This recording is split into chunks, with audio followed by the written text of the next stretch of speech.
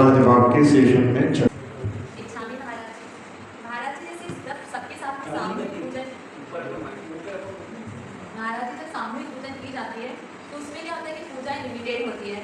और हमें लगता है कि ज़्यादा पूजाएं करनी है, ये वाली पूजा भी कर ले, वो भी कर ले, तो कैसे मतलब किसका महत्व ज़्यादा होता है, सामूहिक पूजा का या एकल पूजा का? ऐसे महाराज जी जब हस्बैंड वाइफ साथ में पूजा करते हैं हम लोग, तो हमें लगता है कि हमें 2 पूजा ज़्यादा करनी है, तो फिर वो हम साथ में बैठ के भी अलग अलग पूजा करते हैं। तो इसमें मतलब साथ में पूजा का महत्व है या अपने हिसाब से करना चाहिए? जहाँ जो सामूहिक पूजा होती है वहाँ पर सबका ध्यान रख करके और जो है जल्दी नहीं कर सकते आप, तो उसमें जो है स्वाभाविक रूप से कम पूजाएं होती हैं। लेकिन अपन कम और ज़्यादा के चक्कर में जो है बहुत सारी बार ऐसा होता है कि अपने को जब ज़्यादा पूजाएं करनी होती हैं तो स्वाभाविक रूप से आपको स्पीड बढ़ानी पड़ेगी, और जब स्पीड बढ़ती है तो उसमें भाव भासना भी नहीं हो पाती, केवल खाना पूर्ति होती है। इसलिए अपने पास में समय ज़्यादा हो तो ज़्यादा पूजाएं करनी चाहिए। यदि समय अपना ही है और उसमें ही अपन ज़्यादा पूजा करने का यदि लोभ रखते हैं तो वो तो केवल एक प्रकार से खाना पूर्ति हो जाती है। इसलिए जैसे कि जब ज़्यादा फास्ट ट्रेन होती है तो छोटे छोटे स्टेशनों पर नहीं रुकती, तो बस उसमें ऐसे ही होता है कि अपन बहुत सारी चीज़ें जो है जल्दी जल्दी छोड़ते चले जाते हैं। इसलिए अपने लिए एक जो है मुख्य पूजा देवसास गुरु की मुख्य है, उसके बाद में फिर जो है आपको लगता है अपने मूलनायक भगवान की कर लो, कहीं व्रत की होती है तो उसको कर लो। ऐसे जो है करके यदि आप उसका जो है समीकरण बैठाएं तो अपने लिए समय को देख करके कि किसमें कितना अपन कर सकते हैं उसको देख करके अपने लिए पूजा की जो है क्वालिटी पर ध्यान दे करके क्वांटिटी पर अपना जो है ध्यान नहीं रहना चाहिए। संसार में भी जहाँ भी देखो वहाँ पर क्वालिटी को जो है महत्व दिया जाता है, क्वांटिटी के चक्कर में जो है क्वालिटी हमेशा डेटीरिएट होती है। तो इसलिए अपने लिए जब अपन जानते हैं कि इसमें अपना जो है क्वालिटी जो घट रही है, फिर भी अपन जो है बहुत सारा लोभ के चक्कर में ये जो है अपने लिए लगता है कि अपन ने इतनी पूजा कर ली तो अपन ने जो है अच्छा कर लिया, लेकिन एक भी पूजा यदि अपन ने उसमें भाव वासना के साथ में भगवान से बहुत अच्छा जुड़ाव रख करके की तो जो आनंद की प्राप्ति होगी वो भागते भागते नहीं होगी। कई बार ऐसा होता है समय शिखर में भी लोग जहाँ जाते हैं वहाँ जल्दी जल्दी से जो है यात्रा करके और ऐसे नीचे आकर के 9 बजे उतर आए हम तो 11 बजे उतर आए हम तो, इसमें अपन जो है ज़्यादा ध्यान देते हैं। एक पंडित रतनलाल जी थे जिनकी अभी समाधि हो गई, वो जो है पूरे जो है टोकों पर बंदना नहीं करते थे, वृद्ध हो गए थे, तो वो एक टोक पर जा करके वहीं पर जो है सिद्धों का स्मरण, सिद्धों का ध्यान, उनकी स्तुति, उन भगवान का जो है उसी में बहुत सारा समय 2-2 4-4 घंटे एक टोक पर बैठ करके आराधना करते।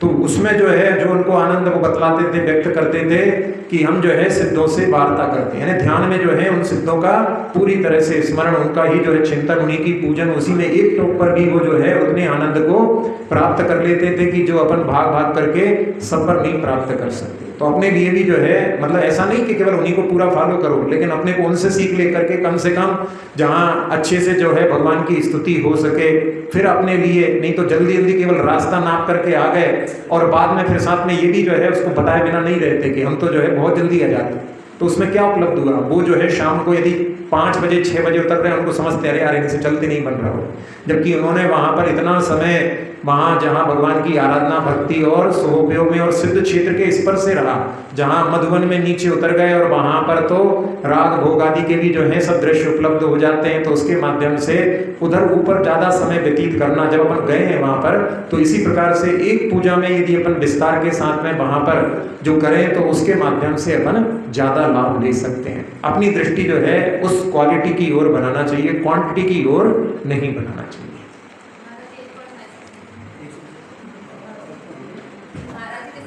विधान वगैरह में होता है जैसे जोड़े से अगर उपवास दे रखे हैं तो उसमें होता है कि दोनों मिलकर एक श्रीफल चढ़ाते हैं, या विधान में भी जैसे अगर चढ़ाना है तो दोनों मिलकर एक श्रीफल चढ़ाते हैं, तो वो वहाँ पर बचत हो रही है, कंजूसी हो रही है, या फिर वैसे ही करना चाहिए?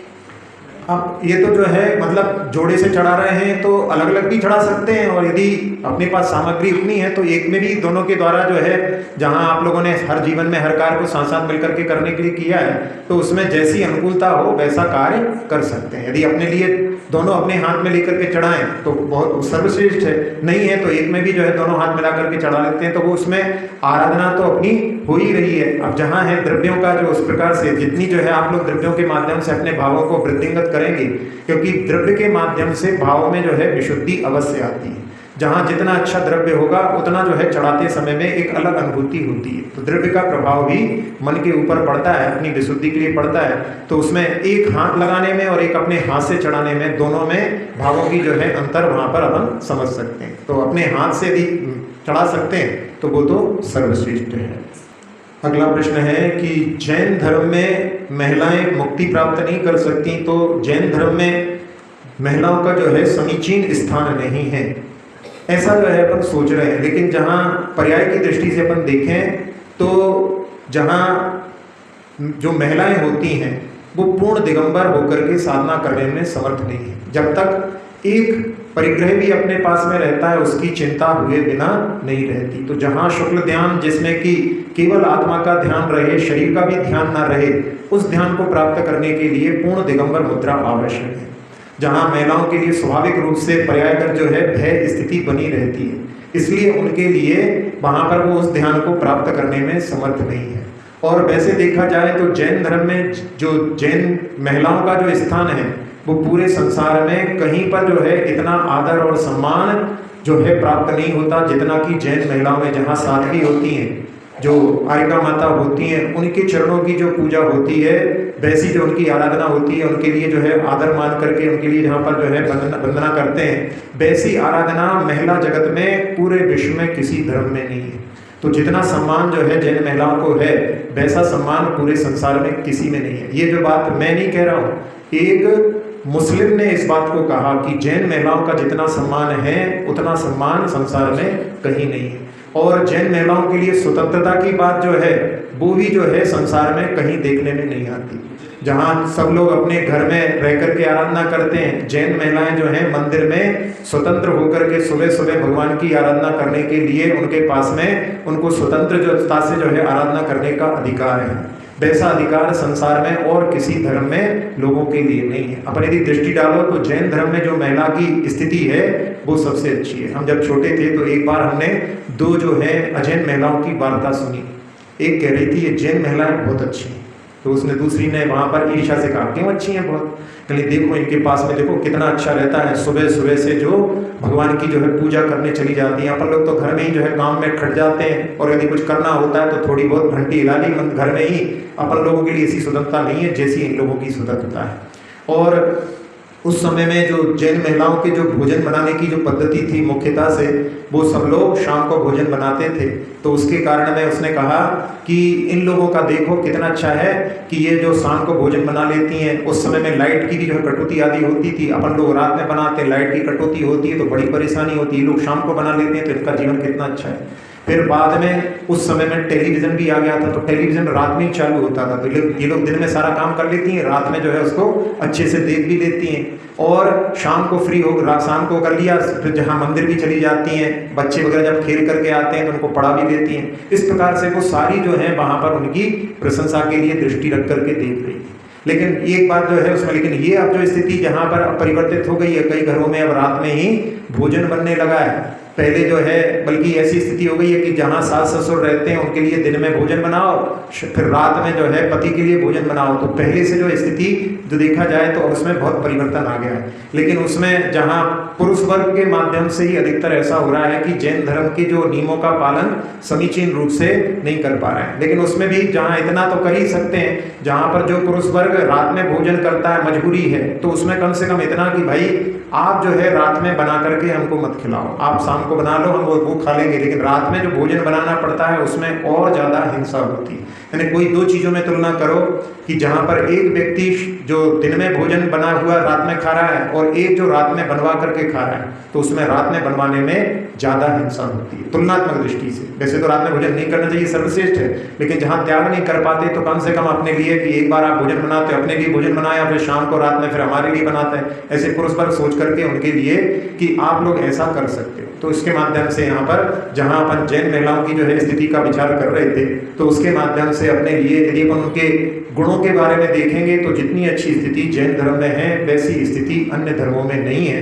इसलिए अपने लिए ऐसा जो है मन में नहीं सोचना चाहिए कि यहाँ पर पक्षपात किया गया। यहाँ पर जो यानी वस्तुगत स्थिति है उसके माध्यम से जिसकी जितनी सामर्थ्य है वो उतना अपना उत्थान कर सकता है। और साथ ही साथ में कि जो ये महिला पुरुष आदि जो भी जितने भी रूप हैं वो सब केवल शरीर गति ही है, आत्मा की अपेक्षा से कोई अंतर नहीं, सबकी आत्मा एक समान है।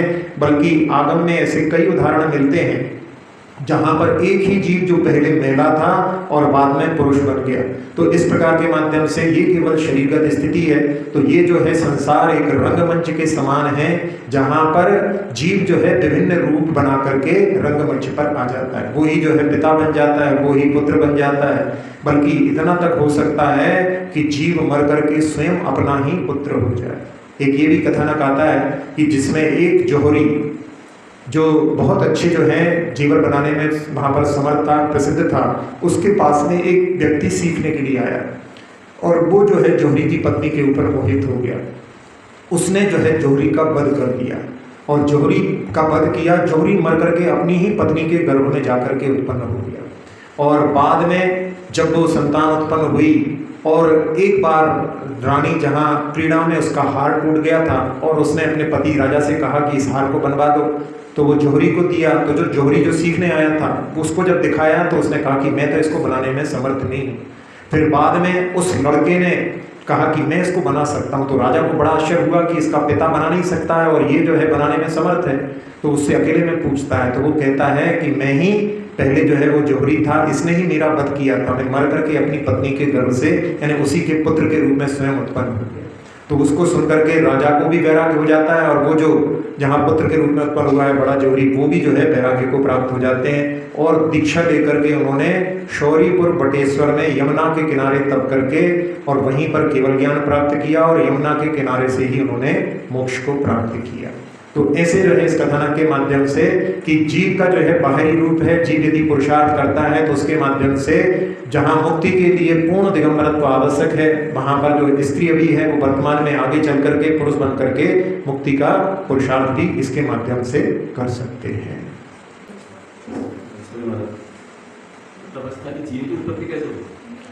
जीव की उत्पत्ति कैसे होती है? जीव की जो है ना, जीव द्रव्य है और द्रव्य कभी उत्पन्न नहीं होता।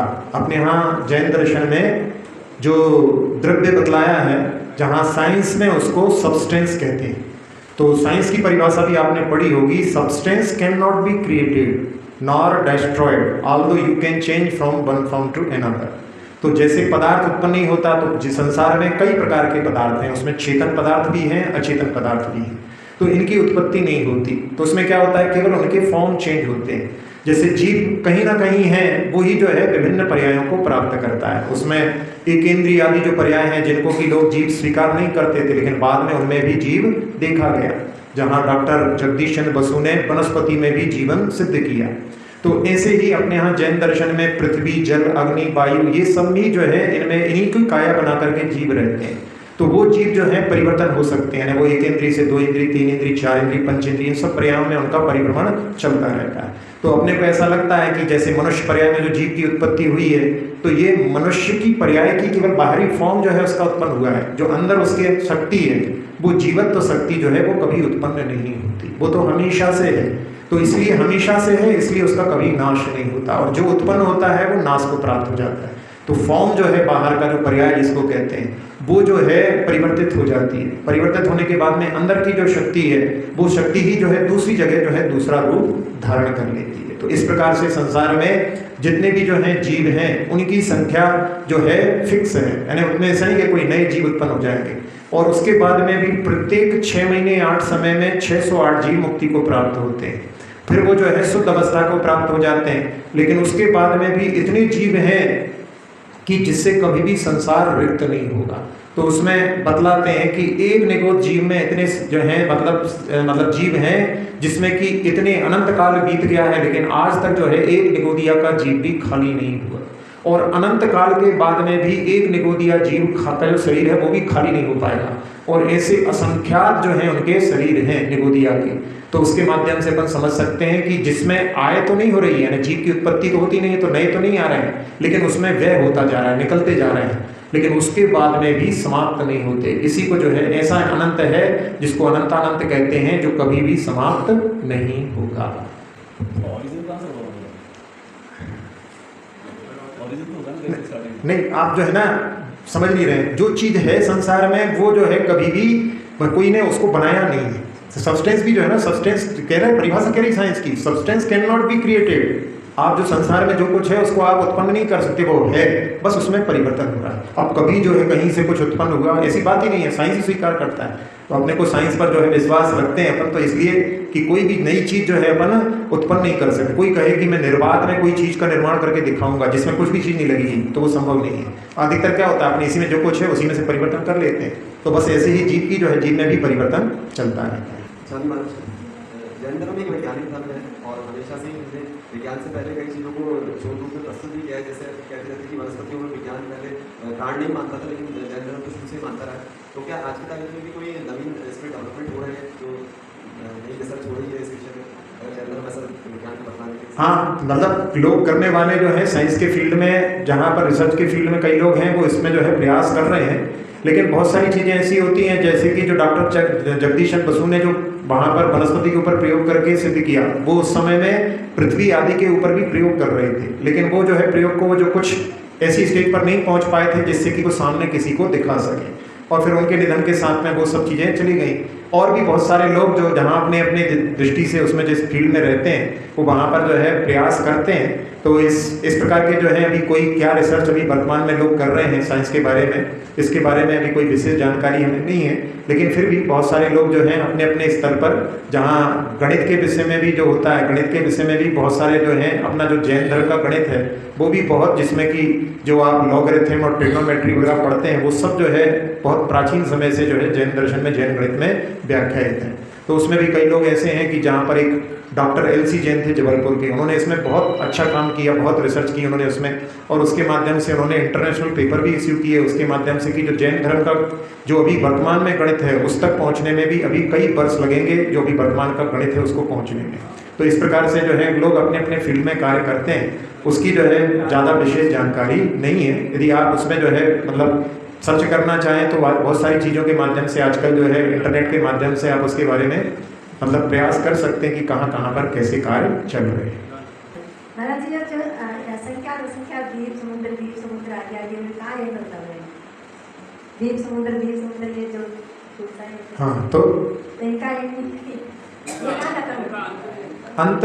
अंत में असंख्या द्वीप समुद्र बतलाए हैं। तो वहाँ पर द्वीप और द्वीप के बाद समुद्र, समुद्र के बाद द्वीप होते हैं, क्योंकि जो राजू होता है वो असंख्यात योजन का होता है। तो उसमें जो है जहाँ समुद्र और द्वीप और उसमें भी जो है आगे आगे दुगने दुगने होते जाते हैं।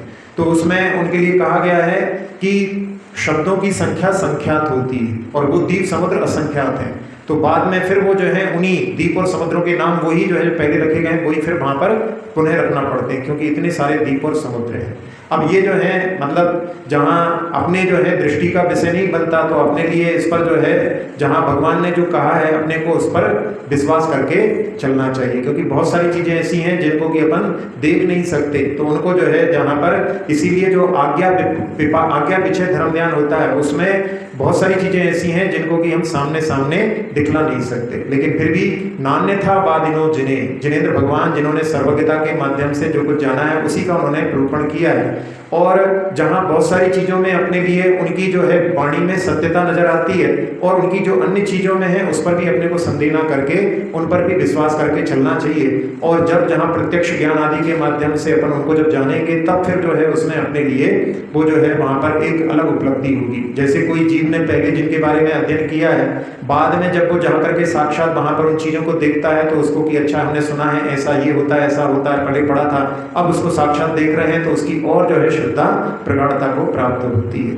इसलिए अपने लिए जो वैसे जो चीज़ें जो अपने लिए मूलभूत जहाँ पर अपने कल्याण करने के लिए जहाँ भगवान ने बतलाई हैं उनको तो अपन समझ करके उनका आलम्बन लेकर के, जिसमें अपना जो है जहाँ पर बुद्धि नहीं चलती उनको वो जहाँ पर श्रद्धा के माध्यम से स्वीकार करके चलना चाहिए। चलिए अब अपन ध्यान करते हैं। हाँ, अंतिम वो सबसे बड़ा है, मतलब पूरा आधा, पूरे जितने द्वीप समुद्र हैं उनमें आधी जो है चौड़ाई उसी की है।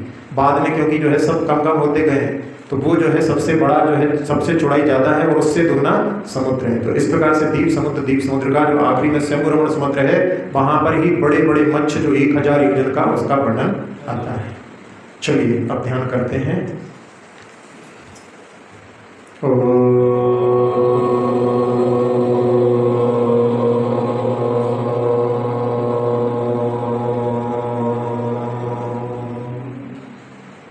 मंत्र के माध्यम से मन पूरी तरह से शांत हो चुका है।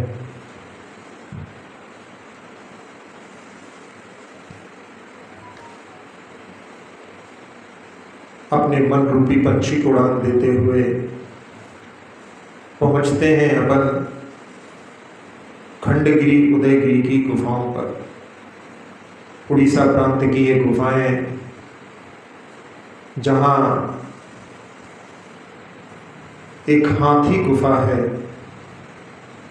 जहां ब्राह्मी लिपि में नमोकार मंत्र नमो रिहंताणम नमो सिद्धाणम ऐसा कहकर के वहां पर वर्णन किया गया है। और उस समय में जो आदिनाथ भगवान की प्रतिमा, जिसको कि नंद वंश का जो है राजा लेकर के वहाँ से गया था और बाद में उन्होंने उस पर विजय प्राप्त करके पुनः उसको प्राप्त किया था। ऐसे जैन धर्म का जो पूरे भारत में और बल्कि जो बृहद भारत था उसमें भी वहाँ पर सब जगह जो है जैन धर्म का एक समय साम्राज्य फैला हुआ था, जहाँ स्वतंत्रता के पहले जैनों की संख्या की भी जो आती है बहुत सारे जैन थे।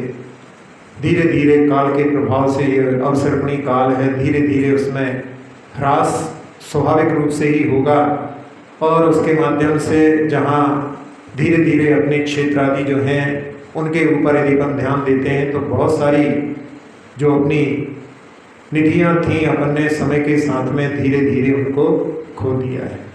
अपने लिए जागृत होकर के अपनी जो निधियाँ अभी अपने अधिकार में हैं उनके लिए प्रयास करके उनको प्राप्त करने का पुरुषार्थ करना चाहिए और उनके लिए अपने लिए सब लोगों को मिलकर के जिनेंद्र भगवान के शासन का जो है अपने जीवन में पालन करके और सबको वात्सल्य भाव से सबको मिला करके और सबके प्रति जहाँ जो गुण बतलाए गए हैं उनको अपने हृदय में धारण करके अपने हृदय से वात्सल्य भाव को और अनुप्रेरित करते हुए आगे बढ़ाने की कोशिश करना चाहिए।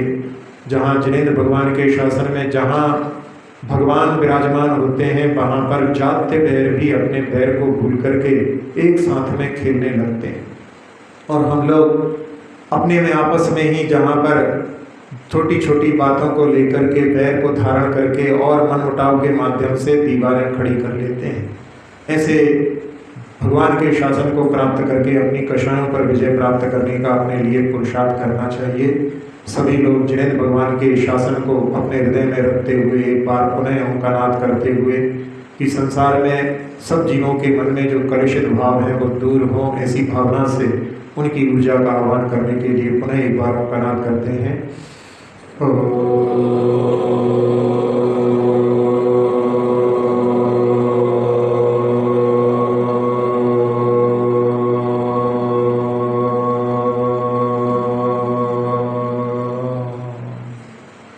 बरस रही है महावीर भगवान की ऊर्जा, जिसने मस्तिष्क के सारे विकार धो दिए हैं। नेत्र, नासिका, मुख, कर्ण, कंठ, फेफड़े, हृदय, छोटी आंत, बड़ी आंत, किडनी, लीवर आदि सभी अंतरंग अवयव, मेरुदंड, पीठ, कमर, कंधे, दोनों हाथ, दोनों पैर, पूरे शरीर को, पूरे शरीर की त्वचा को, पूरे शरीर के रक्त को निर्विकार, निरामय, निरोगी बना दिया है। जैसा लाभ अपन ने प्राप्त किया सारे संसार को प्राप्त हुए, ऐसी भावना से सुखी रहे सब जीव जगत की, कोई कभी न घबरावे। सुखी रहे सब जीव जगत की, कोई कभी न घबरावे। सुखी रहे सब जीव जगत की, कोई कभी न घबरावे। पूरे संसार में शांति का वातावरण वीर प्रभु के शासन को नमन करते हुए अक्षर पद मात्रा से दूषित वचन अगर महीन रहे,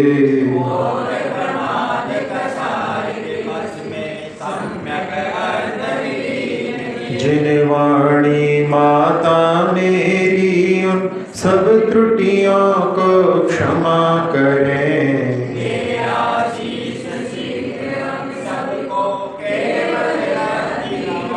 प्राप्त हमें हो बोधि समाधि परिणामों की शुद्धि हो।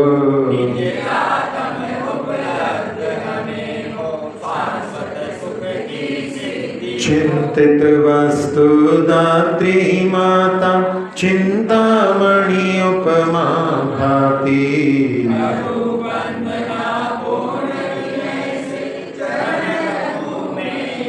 कर जिन वाणी स्तुति तन की ममता टा